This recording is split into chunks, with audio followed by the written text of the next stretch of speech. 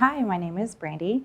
I was diagnosed with triple-negative breast cancer in August of 2020. My journey started out as a fertility struggle. During my pregnancy, I developed a case of mastitis, which I didn't even know you could get while you were pregnant. I thought it was something that happened when you were breastfeeding. But that cleared, we moved on. Shortly after we finished breastfeeding and we went exclusively to formula, I developed a mass on my left breast. We went in, got it checked, and it was nothing. Thankfully, it was just a hormonal related cyst. We got it drained and the biopsy came back clean, so we thought we were in the all clear. We started trying right away for baby number 2, considering our previous struggles to get pregnant with our first one. My husband said, let's go and let's see about having another exploratory surgery to see, what we can do before we jump into IVF. We just wanted IVF to be a last resort for us. So we went in for that surgery. I had felt a mass on my right breast prior to surgery. I had my doctor check it out and it was free moving.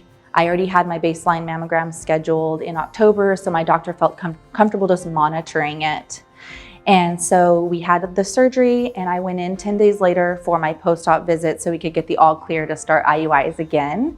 And I had my doctor check out the mass. I just couldn't shake the feeling that something had changed. I felt like it had grown already in that short amount of time. I felt like it had firmed up a bit. 2 days later, I had my first mammogram, followed by another mammogram with contrast and biopsy. And before I even left the office, the radiologist asked me to schedule an appointment with a surgical oncologist.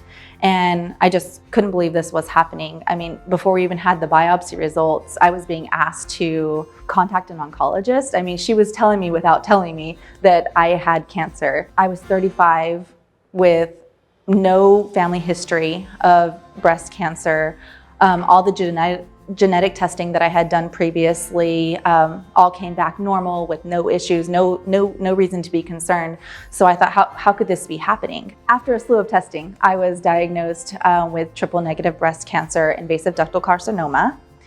And because I was diagnosed with triple-negative, everything moved very quickly. It's not the type of cancer you want to mess around with. And so my port was immediately put in. I started chemo in September, and everything just moved very fast. So I completed 16 rounds of chemo, the ACT regimen. So I had the little red devil and all my hair fell out. I did my chemo and then I opted to do a lumpectomy. And when I was diagnosed, originally it had spread to 1 lymph node. And when they went in to do my lumpectomy, they ended up needing to remove 6 lymph nodes to ensure they got everything. I did end up getting a clean pathology report, so no evidence of disease, which was the most amazing news we could have ever hoped for. But as a result, I developed severe cording and mild lymphedema, and I've spent the last year going to physical therapy to try to resolve those pains and get myself back to normal.